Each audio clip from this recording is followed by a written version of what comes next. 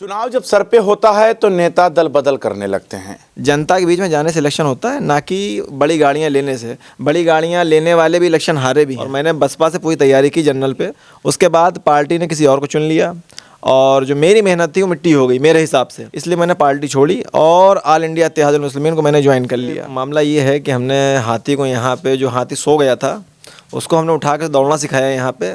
MIA में देखिए एक चीज़ बताएं आपको, चाहे NRC का मसला हो या कश्मीर का मुद्दा हो या कहीं भी मुसलमान में दुनिया में कहीं भी कुछ होता है तो असदुद्दीन ओवैसी साहब, मैं भला बसपा में था, मैं ये कहता हूँ कि असदुद्दीन ओवैसी साहब ही एक पार्लियामेंट में आवाज़ उठाने वाले एक वाही शख्सियत हैं। और उनसे हम यही उम्मीद करते हैं कि वो हमेशा इस तरह गरजते रहें और अपनी बातों को कौम के सामने रखते रहें। अब हमारी ये, हम समझ लीजिए हम वो बैसाखी हैं जिसके साथ लगेंगे वही विधानसभा और लोकसभा पहुँचेगा। हम धीरे धीरे डेवलप करेंगे। मतलब आपकी पार्टी हो गई मजलिस? ज़रूर, क्यों नहीं, मेरी पार्टी हो गई भाई। उसके हम नगर अध्यक्ष हैं, मौजूदा वक्त के नगर अध्यक्ष हैं। ऐसा नहीं सिर्फ मुस्लिमों की बात करते हैं, हर कौम की बात करते हैं वो भाई। जो भी भारत का नागरिक है वो सबकी बात करते हैं, सबके हितों की बात करते हैं।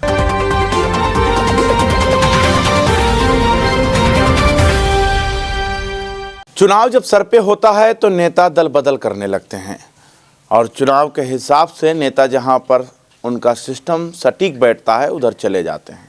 सलाम नमस्कार, मैं मोहम्मद ज़ैफ़, आप देख रहे हैं 24 तक न्यूज़। इस वक्त मैं मौजूद हूं मलिहाबाद, ज़िला लखनऊ में। ये हमारे पीछे आप होर्डिंग देख सकते हैं।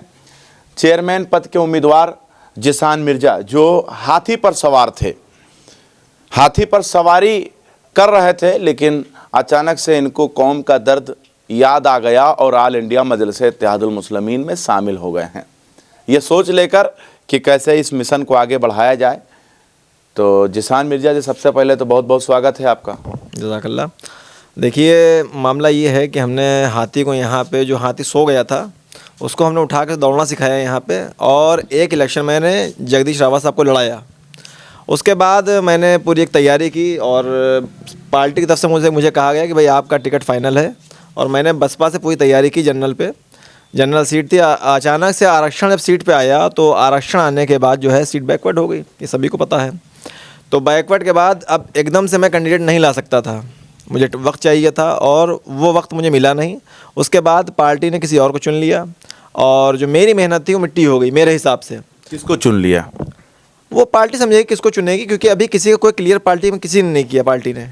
पार्टी किसको भी देगी, क्योंकि हाईकोर्ट ने, माननीय हाईकोर्ट ने इस पर रोक लगा दी है। अभी कोई भी, अभी हम भी नहीं सुनिश्चित कर सकते हैं हम किसको खड़ा करेंगे। अभी सीट वापस जनरल भी हो सकती है, परसीमन रद्द हो सकते हैं, ये सारी चीज़ें हैं, ये कोर्ट तय करेगी। मगर ये है कि पार्टी में मेरा मनमुटाव रहा, इसलिए मैंने पार्टी छोड़ी और ऑल इंडिया इत्तेहादुल मुस्लिमीन को मैंने ज्वाइन कर लिया। अब मेरी जिम्मेदारी ये है कि उसको मैं यहाँ पे अपने उसी स्तर से, इस तरह मैंने बसपा, अतीक अहमद की फैमिली बसपा की तरफ, जी, जिसान मिर्ज़ा पतंग की तरफ, ये बदलाव मतलब चुनाव के वक्त नहीं, लोकतंत्र की यही जो ये एक खासियत है कि जिससे जो बेहतर लगता है वो उधर जाता है। जहाँ मुझे समझ में आएगा, मेरा राइट है, मैं जिधर मुझे पसंद आएगा मैं उधर ही जाऊँगा, है ना। बसपा मुझे जब तक समझ में आया, मुझे इज़्ज़त मिली, मैं बसपा में रहा। अब मुझे लग रहा है कि नहीं वहाँ पे अपने हिसाब से सारी मर्जी से चीज़ें हो रही हैं, मेरी सुनी नहीं जा रही, तो मैंने बसपा को छोड़ा। वक्ती तौर पर आए हैं? नहीं, वक्ती तौर पे नहीं आए। हम जिस पार्टी में जाते हैं अपना तन मन धन सब लगाते हैं वहाँ पे हैं, वक्ती तौर वाला कोई मामला नहीं है। जब तक ये मुझे इज़्ज़त देंगे, जब तक मेरे साथ शाना बशाना खड़े हैं, हम भी इनके साथ खड़े हैं। और अगर मेरे साथ जैसे माजी मेरे साथ में हुआ, अगर ये भी करेंगे तो फिर आप जानते हैं। क्या नज़र आया आपको? बसपा में रहे, आप बता रहे वहाँ सम्मान मिला, इज्जत मिला, MIM में क्या नज़र आया आपको? MIA में देखिए एक चीज़ बताएं आपको, चाहे NRC का मसला हो या कश्मीर का मुद्दा हो या कहीं भी मुसलमान में दुनिया में कहीं भी कुछ होता है तो असदुद्दीन ओवैसी साहब, मैं भला बसपा में था, मैं ये कहता हूँ कि असदुद्दीन ओवैसी साहब ही एक पार्लियामेंट में आवाज़ उठाने वाले एक वाही शख्सियत हैं जिनकी गरजदार आवाज़ पार्लियामेंट में बुलंद होती थी, हमेशा बुलंद होती है और आगे बुलंद होती रहेगी। हम उनसे उम्मीद करते हैं, हमारे सदर भी हैं और उनसे हम यही उम्मीद करते हैं कि वो हमेशा इस तरह गरजते रहें और अपनी बातों को कौम के सामने रखते रहें। और वो एक कौम को, पूरी एक मुस्लिम कौम के साथ साथ पूरे देश को रिप्रेजेंट करते दुनिया के आगे। ऐसा नहीं सिर्फ मुस्लिमों की बात करते हैं, हर कौम की बात करते हैं वो भाई। जो भी भारत का नागरिक है वो सबकी बात करते हैं, सबके हितों की बात करते हैं। तो मजलिस जम गई आपको? हाँ, पूरी तरीके से अल्हम्दुलिल्लाह। तो मलिहाबाद के अंदर लड़ाएंगे या बस? नहीं, लड़ाना है और मजबूती से लड़ाना है और जीत के ले जाना है। 60% के कैसे आपके सामने बसपा है, आपके सामने वही बसपा है जिसको छोड़कर आप आए हैं, आपके सामने बीजेपी है, समाजवादी है, कांग्रेस है, ओम प्रकाश राजभर भी हैं। सब हैं। देखिए सब लोग लड़ेंगे, सबके पास राइट है लड़ने का, हमारे पास भी है, मगर जो लड़ने आए हैं वो इस तरह लड़ने आए हैं कि वो 5 साल गायब रहे, उन्होंने आंखों से कीचड़ पोंछा, पैसे खर्चा की, आग खड़े हो गए। हमने 5 साल नगर पंचायत की खाक छानी है, 5 साल लोगों के घर घर जाकर काम कराए हैं। वो सिंबल के साथ साथ मुझे भी वोट देंगे, सिंबल से ज़्यादा अहम मैं भी यहाँ पे हूँ, क्योंकि मैंने 5 साल घर घर की खाक छानी है। 5 साल मैंने छोटी क्या कर दिया आपने जो इतना आपको कॉन्फिडेंस है कि हम ये सीट निकाल लेंगे? नहीं, क्या कर दिया आपने? मैं बता रहा हूँ, मैंने ये समझ लीजिए लॉकडाउन में जब कोई किसी को पूछ नहीं रहा था तो हमने अपने पैसों से लॉकडाउन में राशन बांटने का काम किया, हमने अपने पैसों से, अपने ज़ाती पैसों से। फोटो खिंचवा लिए होंगे? नहीं, फ़ोटो नहीं खिंचाए हैं किसी का, एक आदमी नहीं कह सकता कि मैंने किसी का फ़ोटो खींचाओ, किसी औरत का, किसी बच्चे का फ़ोटो खींचाओ, ये काम ने किए नहीं। जो किया वो फी सबील्लाह किया, किसी को दिखाने के लिए नहीं किया। वरना आप भी कहते हैं कि नहीं निशान मैंने फोटो। अतीक अहमद चले गए, अब तो MIM कमज़ोर हो गया होगा ना? नहीं, अतीक अहमद साहब को मैं जानता ही नहीं, कौन है ये, क्या है ये, मैं नहीं जानता इनको। इलाहाबाद के पूर्व सांसद को नहीं जानते? देखिए वो आपकी सारी बातें चीज़ ठीक है, मैं यहाँ की बात मुझसे कीजिए, यहाँ क्या हो रहा है। आप दिल्ली में पूछें क्या चल रहा है, मुझे वहाँ का लेना देना नहीं, गुजरात में कौन जीत हार रहा है मुझे नहीं लेना देना। आप यहाँ की बात करिए, क्योंकि यहाँ इलेक्शन जो हो रहा है मैं उसकी बात कर रहा हूँ, उसी पर चर्चा कीजिए। मुसलमान आपके साथ क्यों आएगा जब समाजवादी साना बसाना मौजूद है? समाजवादी में 450 दंगे हुए मुसलमानों के खिलाफ, मुसलमान मलिहाबाद के भूले नहीं हैं, आप भूल गए क्या?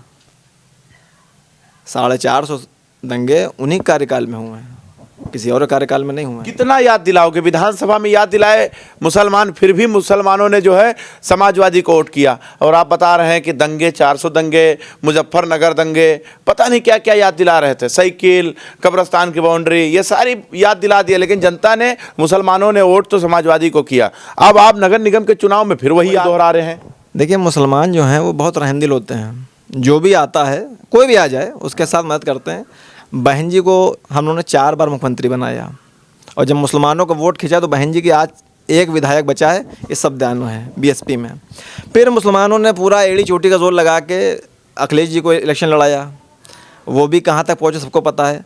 अब सबको जितना सपोर्ट देना था हम दे चुके हैं, और किसी में हिम्मत अपनी अकेले की नहीं है। अब हमारी ये हम समझ लीजिए, हम वो बैसाखी हैं जिसके साथ लगेंगे वही विधानसभा और लोकसभा पहुँचेगा। अगर हम हटे तो सरकारें सबकी गिरेंगी, बहन जी के पास 1 सीट बची है, अब की अखिलेश का भी वही हाल होगा।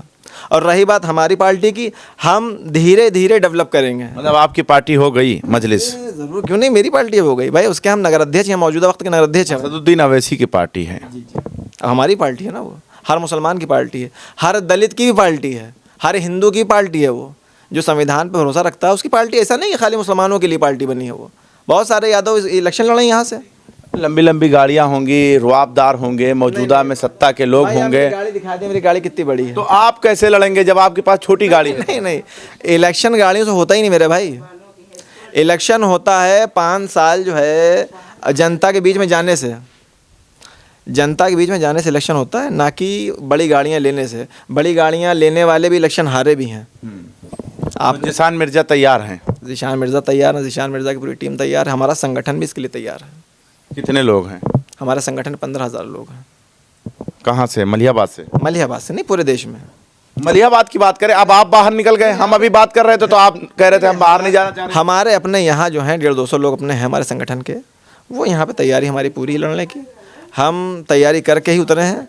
और हम इस बुनियाद पर नहीं उतरेंगे हमारे पास गाड़ियाँ नहीं हैं, घोड़े नहीं हैं, और प्रीपेड लोग नहीं कि 150 रुपये दिए, 200 रुपये किसी बुला लिया, इस तरह के लोग नहीं। जो हैं वो दिल से लगे हुए हैं, और दिल से ही आगे भी लगे रहेंगे। जिशान मिर्जा हमारे साथ मौजूद थे, जिनसे हम बात कर रहे थे। अतीक अहमद की अहलिया जो हैं वो बसपा की तरफ उनका रुख हुआ, लेकिन ऑल इंडिया मजलिस इत्तेहादुल मुस्लिमीन में जिशान मिर्जा जो आपके मलिहाबाद से हैं, वो ऑल इंडिया मजलिस इत्तेहादुल मुस्लिमीन की तरफ रुख कर चुके हैं। चुनाव जैसे जैसे नज़दीक होता जा रहा है, प्रत्याशियों की धड़कनें जो है वो बढ़ती हुई नज़र आ रही हैं। अब देखना ये होगा कि इस चुनाव में कौन बाहुबली और कौन कमज़ोर। बने रहे हमारे साथ, देखते रहें 24 तक न्यूज़। कैमरामैन मसरूफ़ के साथ मैं मोहम्मद ज़ैफ़, लखनऊ।